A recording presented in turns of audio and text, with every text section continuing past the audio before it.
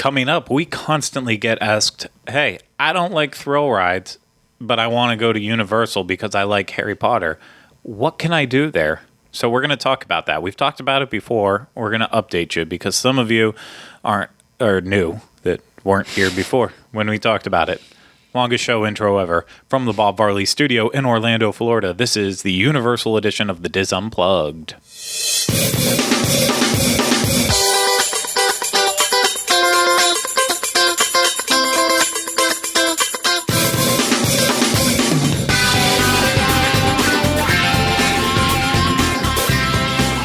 This is episode 204 of the Diz Unplugged Universal Edition. The Diz Unplugged Universal Edition is brought to you by Dreams Unlimited Travel, experts at helping you plan the perfect Universal vacation. Visit them on the web at www.dreamsunlimitedtravel.com. Hello, everyone. Welcome to this week's episode of the Diz Unplugged Universal Edition. I am your host, Craig Williams. I'm joined alongside by my co-host, Mr. Ryno Clavin. Hello. And thank you for being here today. Yes, you're welcome. Yes, thank you. Thank you.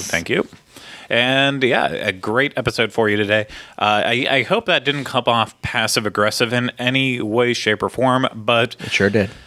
I'm sure it did, actually. But regardless, I don't have time to sit here and be like, oh, I need to focus on this a while and get my feelings in check on this. I can't waste any time. You can't waste time. We only have so much precious time in this world. I'm so excited. You're getting a little Saved by the Bell vibes right here. You know what? That's fine. I'm allowed to. It's whatever I say that goes. But for real, I would say whether we do an email show or just if we say, hey, anytime anyone wants to send us any questions that you might have that we can always be helpful enough to answer, inevitably at some point in time we get the question, hey, I really want to come see Harry Potter, but I don't care about anything else. I don't like simulators because I get sick. I don't like roller coasters. I don't know what to do. I will just should I go? Will I be wasting my day? And so I'm not singling out any one person with this question right here. So I don't want it to come off that way. If you sent that, you are not alone in this. We get it very, very, very often. I'm here for you. Sorry, I'm going to be providing the BGM for this episode. That is my purpose. Most excellent. Most excellent. So, yeah, we're going to run over, pretty much everything you can do. We're not going to spend a lot of time going in depth on it, but we're going to, if you had that question, we're going to hopefully make this list helpful for you, saying, okay, well, there are things that I can do. There's a lot to get me through a trip to Universal. So I'm going to it's not going to be in any particular order. Honestly, it's in the order of how they're popping up on Universal's website, which is all over the place. So I do apologize for that, but just gonna have to be patient with it as we go through. So why don't we waste no further time? Let's talk about the rides and attractions that you can do if you're afraid of roller coasters, motion sickness, this, that, and the other. The first one I'm going to start with, this is teetering on the edge. I don't want to say it is something that everyone will be able to handle if they don't like intense rides, but there's really only one intense moment in the attraction, and that is Men in Black Alien Attack. Yeah. I do get a little... So the trick in this attraction to avoid that motion sickness problem is there is spinning at some points, and that is activated by the other car. So your goal is to hit the red light on the other car, and as long as you are focused solely on that, your car will not get hit, so you can stop it from spinning. Yeah, there is one other moment though where your car will spin, regardless of the red light. But overall, if you can handle a couple turnarounds, I'm talking maybe, let's say you get hit with the spin, another one. Let's talk six spins, really quick spins right in a row. Beyond that, if you can handle that. We're talking, this is a flat ride. It is a shooting attraction where you're shooting all the aliens as you go around. It's actually pretty slow paced. Mm-hmm. So there's nothing, it's really just those couple of moments there where you might have the quick spins. But a lot of times when people do bring that up, I say, spin around real quick where you're standing. If you can handle that, then you can end up handling Men in Black. And it's a fun ride. So I don't think it's something you would want to miss if you can help it. But there are those moments where it could happen. So as long as you're prepared for that, it's definitely something that I think you should do. I agree. I completely agree. Yeah. I think this is a lot of fun, especially for that, not laser tag, but you know what I mean, the shooting kind of game. I like to pretend I'm a man in black. Yeah, you do like to do that from time to time.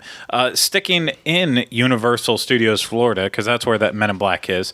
Of course, the classic one that we always recommend it. I don't know why I didn't kick off the show saying it, but E.T. Adventure. Oh, yeah, heck yes. You can't get much more slow-moving than E.T. Adventure. It can be pretty scary at parts. Yeah, like there is a part... There's a part where you're riding the bike down and like you're bouncing on the hood of his car, and it's as if it's just, I don't know why they haven't ever updated the ride track system and the mechanism. It should just be like a little quick swoop down, but then instead it's like this slow, painful kind of like move, and then you do a little swoop at the end. Yeah, it's weird. But when that's the most intense section of the ride, like that's a big thing to know. I mean, there are some heights to it. So if heights are something that you're, I when I was a kid, I definitely had that where it seems a lot higher than you think you are too. So like, there's, I guess the best thing to compare it to is Peter Pan at Magic Kingdom. Yeah. When they're flying over London, it's got a similar scene when the kids are flying over the city when you're with ET on the bikes, and so that part can be like, oh, I'm a little nervous, but it's like so slow and it's really cool to look at. So it's really not. Yeah, it's you're never that high off the ground, but I also don't have a crippling sense of fear when it comes to heights. Oh, I sure do. So I don't I look at it and I'm like, yeah, you know what? If I jump down, I might hurt my foot, but beyond that, I'm going to be fine. So it's kind of like that. But I guess if you're like the person who looks down and it looks like you'll be falling forever, then you might want to just stay away from it. But it is it is an attraction that should not be missed by anyone who's coming to Universal, and I mean that anyone. Everyone should experience E.T. Adventure. Mm-hmm. Absolutely. I'm going to the next one. I'm going to throw people for a loop here and say, you don't like simulators, you get motion sickness, don't like intense things, you should go on Despicable Me Minion Mayhem. I mean, I'm trying to remember. I've only done it the one time. It didn't bother me, I don't think. Well, it will bother a lot of people because it is a simulator in a big giant room, but it has one of the nice little secrets that a lot of people don't utilize. Sometimes they push for it, especially in busier times. They have what is called stationary seating.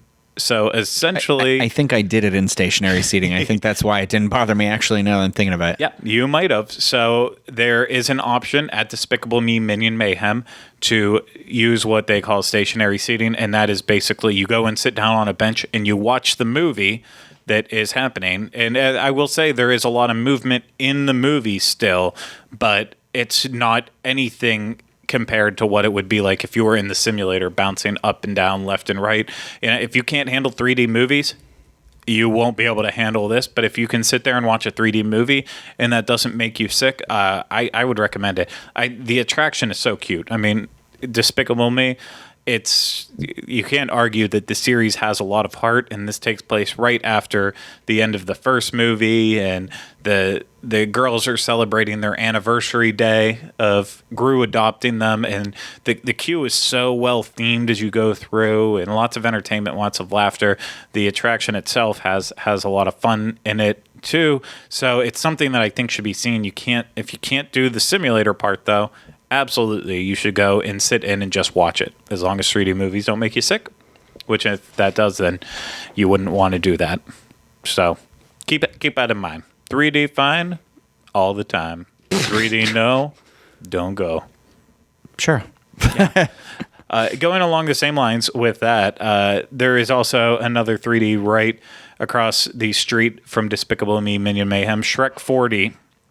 And we've hated on Shrek 4D for many a times here, and I will not stop hating on Shrek 4D. It's not a great attraction at all, but it's just a 3D movie. The seating is on a moving plate, so there is motion to it, but once again, there is stationary seating if you do need that. But honestly, I don't think it's the type of motion to give you motion sickness, though, because it's more like recliners jumping up and down really quickly. It's more like if you ever did Captain EO back in the day when they had their theater that had the extra effects in terms of the movement. It's very subtle. But then again, some people, they just need that little trigger to take them to the next level. Might be a thing where that does it for you. You always have stationary seating as an option. I mean, again, we're just giving you options for things you can do. I'm not saying you're going to enjoy it. Shrek 4D, you probably won't enjoy it, but it is an option for something to waste part of your time while you are at Universal. So, moving on, have to see where I want to go through next. I'm not going to talk about Woody Woodpecker's Nut House Coaster because you're such a child. I just hate it's funny. It's called a Nut House Coaster, but the coaster is never inside of a house, really, is it? No, it's coming from the factory. Oh. So it's fine. We don't need to go into the debate on that. So the next thing I'm going to talk about is over in Diagon Alley. Let's say your person is a huge Harry Potter fan. One of the places I would start is obviously going to Ollivander's and getting a wand. Go watch that show. You might get chosen. The wand might choose you. Yeah. So no promises that you'll be the one chosen to get your wand, but at the end of the day, everyone's going to walk through Ollivander's and be able to select their very own wand, whether you choose to have the wand from a popular person in the Wizarding world, or if you choose one that is just beyond designed to choose you. Regardless of how it happens, you got to get a wand because the show itself is so enjoyable to watch. It's sometimes it's a little awkward when they pick a person who does not have English as their native language and has no idea what's happening the entire time.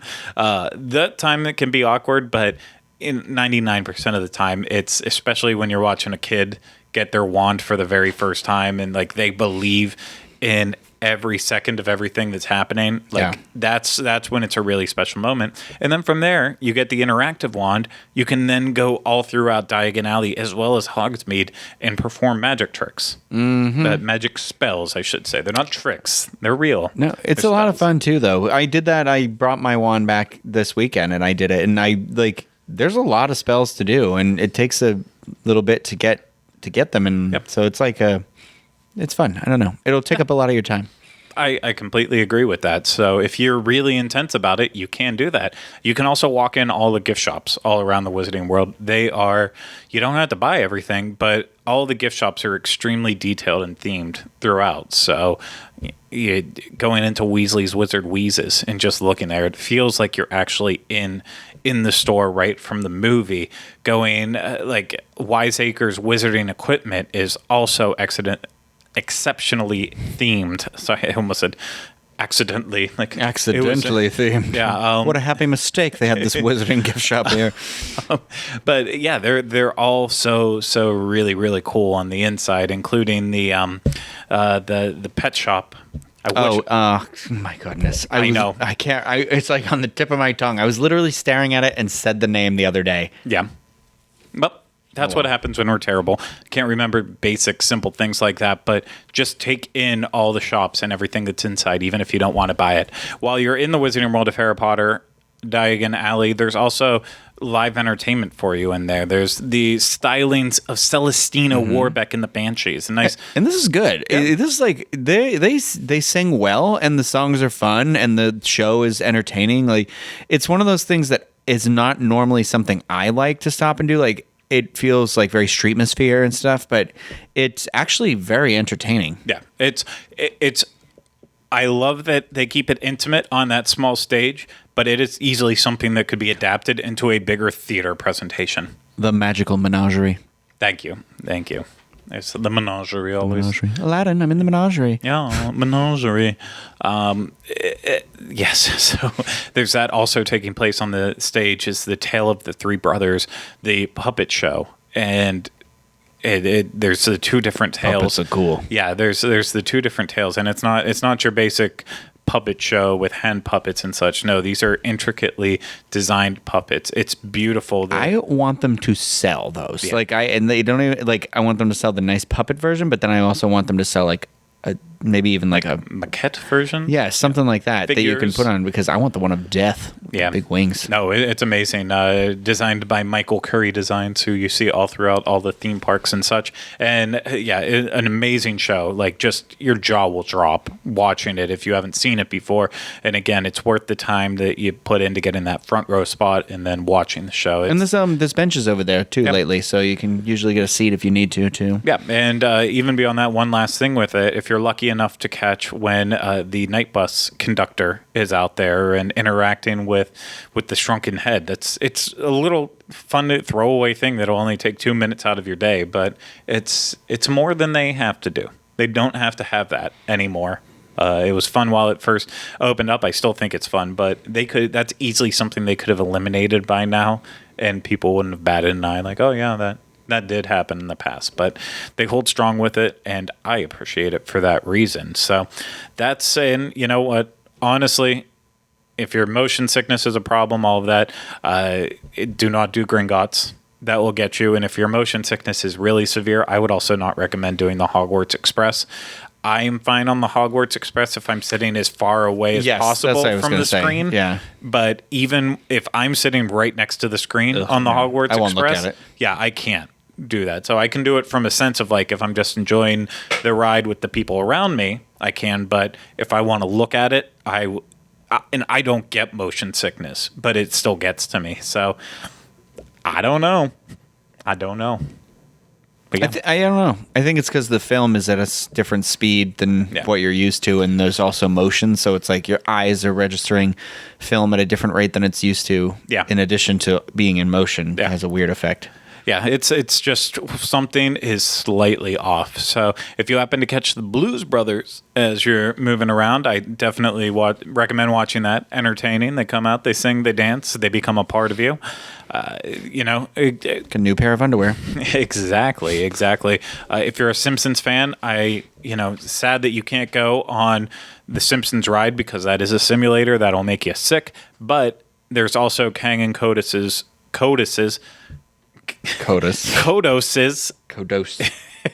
So hard to say. The Twirl and Hurl right outside. Yes, it's just your simple hub and spoke ride. It's like Dumbo, magic carpets, one fish, two fish, red fish, blue fish. It's all like that.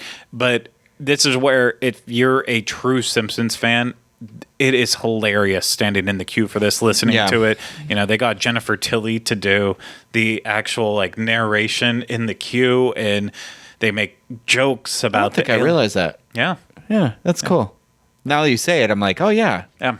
No, and it's just they nail everything about it. So you know them from of course all of the Treehouse of Horrors episodes. It was translated well. It's a simple basic ride, but for a Simpsons fan, you're really going to enjoy it. Of course, you also have the Universal Orlando's horror makeup show, and while 90% of the time we would not recommend the show because it is a mixture of outdatedness and cheese and not a lot of chemistry between the performers. The performers I have never been there where there's a performer they should not be doing this. They all should be. It's just sometimes the chemistry isn't there. It doesn't click between the two of them, and it really is a show. It's is this the first show you guys have done this together with? Yeah, and they need to be playing off each other, and sometimes they're not, so it can be bad for that. But there are a couple of cool aspects of it with practical effects that are worth it just for that. So it might not be the best show, but it will give you an appreciation for how they make movies. Be aware, though, there is some audience participation. So if you're one of those people, be aware. And it could be you. So just quickly, too, there's another couple animal actors on location. If you want to watch animals I've never seen do that. stuff, yeah, I know you still haven't, I won't. and you will never. I don't think so. Yeah, but you're not missing much. It's an option, though. If you love animals, you love pets, it's cute, you'll love it. If you're trying to also call back to terrible TV shows from the 90s and 2000s. I mean, at least 2000s, maybe late 90s too. But Fear Factor Live, open seasonally. Yeah, go in if you want. It's your call. Just be aware. I still haven't seen that either, you know. It literally interests me so little that I have walked by while the show's going and I'm like, nah, I don't want to go in. We'll do that after you get back from your little little I was thinking I should do it before it goes away, you know, if it ever will. I'm assuming it will. Yeah, but also we have the parade that rolls through the streets during the day, Universal Superstar Parade. Maybe you're not interested in the IPs, but it's still something to see and watch and it's see. A parade. Yeah. Huh.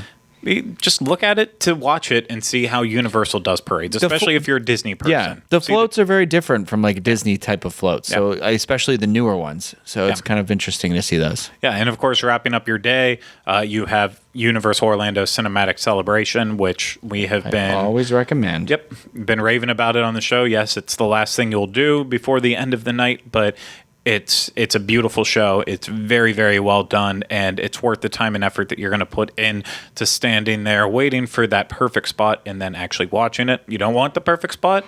Yeah, you can walk up pretty last second and still get an okay view of it and take it all in. But I think it's something that absolutely should not be missed, especially if you're not a fan of those big thrill rides and such.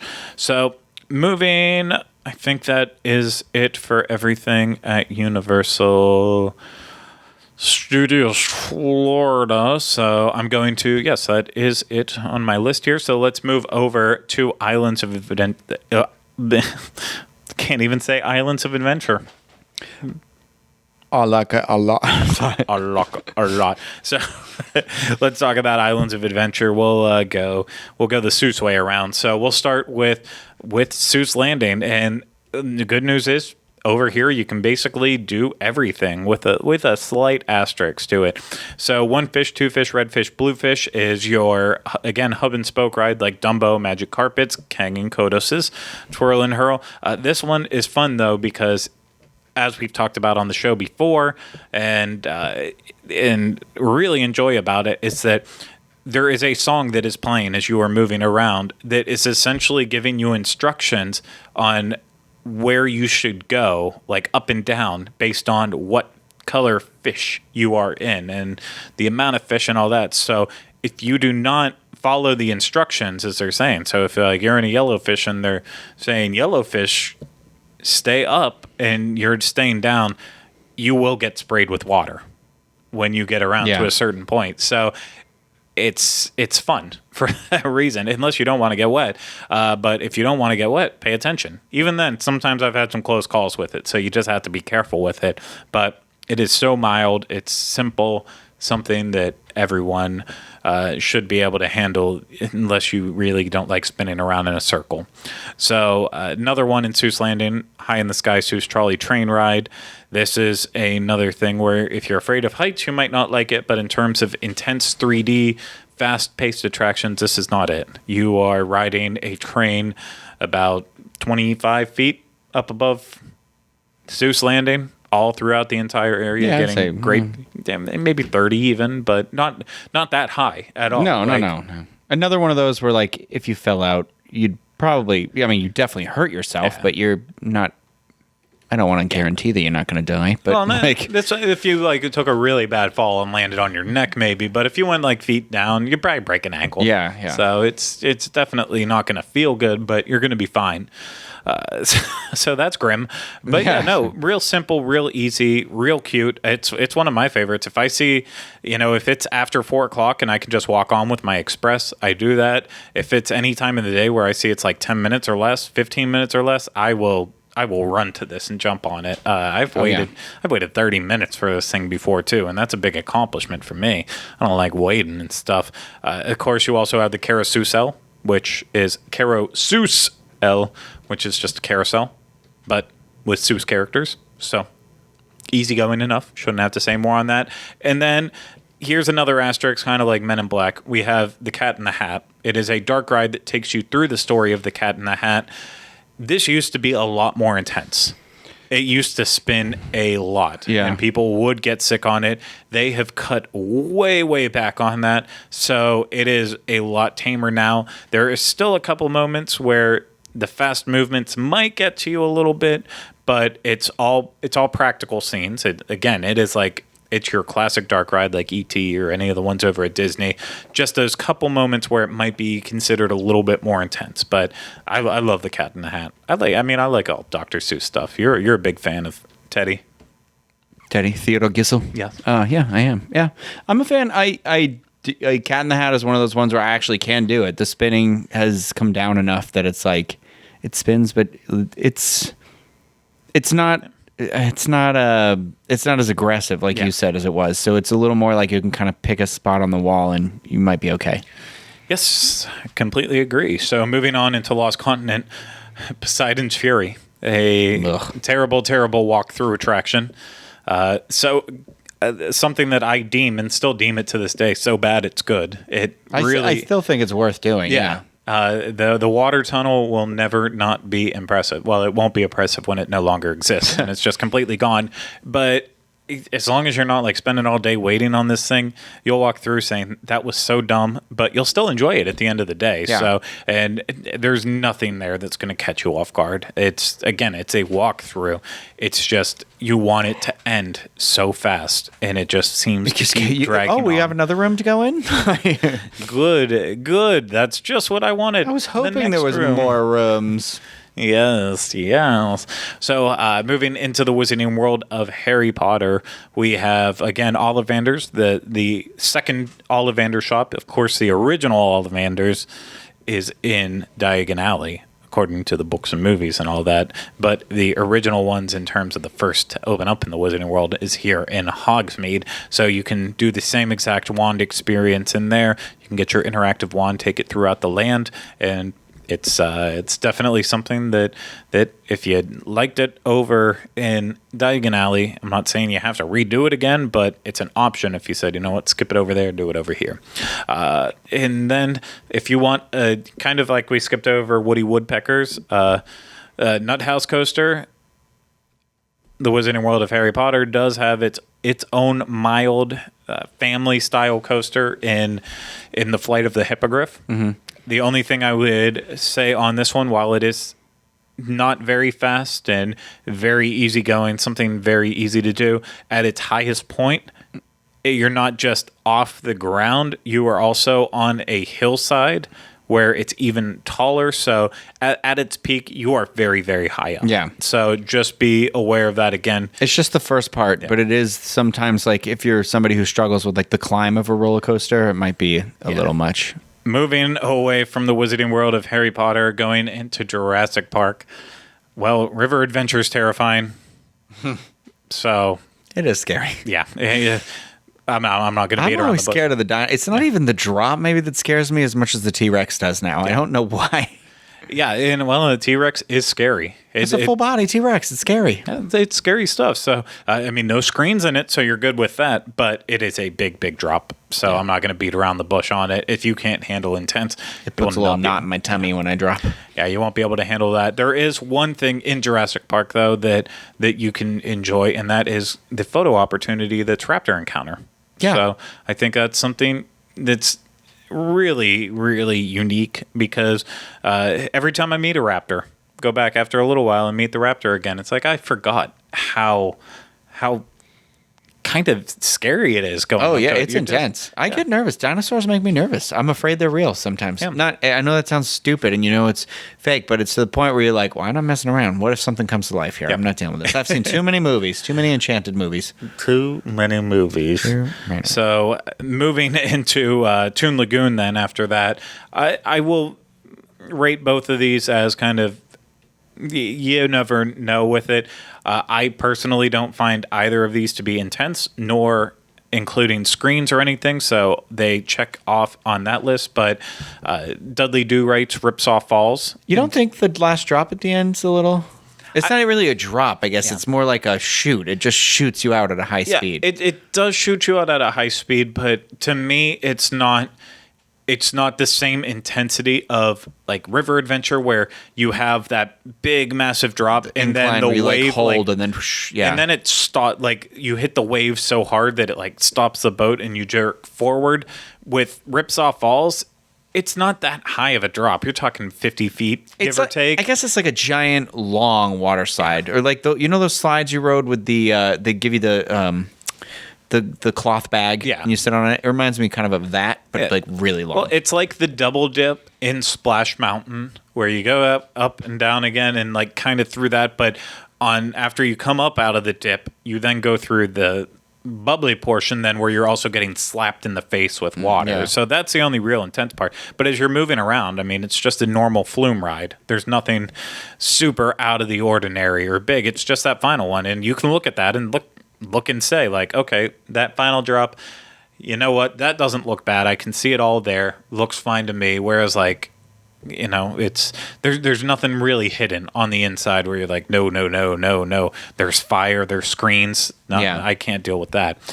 With then Popeye and Bluto's Bill Drap barges, it's a raft ride. There's honestly the most thrills that I get out of that is like telling myself that I'm not going to get wet and just repeating it over and over again, and then inevitably coming out getting soaked. So that's the thrill in that, is that you're probably going to get wet and you don't want to, but you do anyways, unless it's that hot summer day, which in that case you're probably not waiting for it, because why would you wait in a line on a long summer day? Ugh, it just sounds awful. Warm today. Warm yesterday. Warmer today. Fantastic. And unfortunately, though, for you, that's where my list comes to an end. Because after that, inside this world of Islands of Adventure, the next place that we have is Marvel Superhero Island. Yeah. And Spider-Man is a simulator, a 3D simulator. That's going to make you sick. The Incredible Hulk coaster will probably make you sick. And Stormforce Acceleratron. Yes, that will make you. It makes me feel like my body's in a blender. Yeah, and Stormforce Acceleratron, it's Mad Tea Party style. So, yeah, I guess you could just ride it around and not spin, but... I would say if you are feeling adventurous when it comes in terms of screens and you're like, it's toward the end of the day and you're like, you know what, we're leaving anyways, I might as well give one of them a try, I would say Spider-Man's the one to take the bet on. Because not only is that an awesome ride or attraction, there's a little bit of spinning in it that isn't like super intense, but of the screen-based attractions, I feel like it's one that bothers me the least amount. I see, and I would love to say Spider-Man.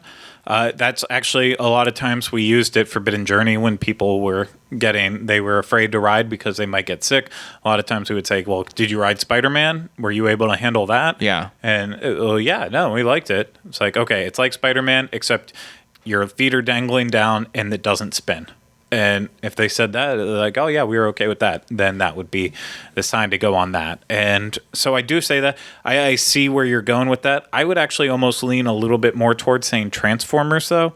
For me, so? The only reason screens. It is more screens. The thing that really gets me in Spider-Man, though, is the climb up. When you start climbing up the building. Really? Okay.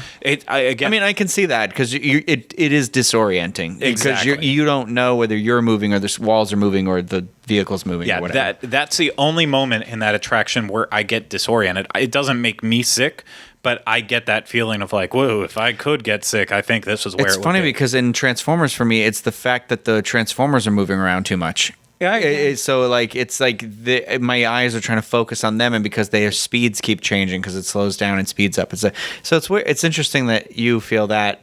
I mean, I'm not agreeing with you, but that's how I feel it. You know, but I think that's why we're having this conversation here, is to try to break down barriers and figure it all out. But I think we did a good job of telling everyone today. I know we didn't go super in depth on everything. A lot of we just said, oh, yeah, it's pretty cool, unique, all that, blah blah blah. Skipped over it, but ultimately, the point I wanted to drive home is that there is still plenty to do. Yes, the marquee attractions do tend to be intense, tend to have screens at some point that could make you sick, all of that. Like, I'm not going to beat around the bush. Forbidden Journey's great. Gringotts is great. The Simpsons ride, I love. Fast and Furious, amazing. Race Through New York starring Jimmy Fallon, just unbelievable. Okay, you can What's wrong with you? Strike the last two. Yeah. But, a lot of people love Hollywood Rip Ride Rocket. It's absolutely terrifying looking at it. Revenge of the Mummy, I keep lying to myself saying it's not as intense as it is. And it's then not as intense. Yeah, until and you then you come get on to it the and you dead come stop. to that stop. Yeah. Yeah. And you're like, oh, my insides. Yeah. So I'm done at this point telling, like, I think everyone should try The Mummy, but I'm going to stop lying and saying that it's not that my intense. dad, it is. I was saying, like, oh, well, this one's not intense. I was like, it's more like just a car on the ground, just very fast. And my dad at the end was like, it's a little more intense than you said, but it ended up being his favorite thing we did the entire day at Universal. But, different strokes for different folks, as I always say.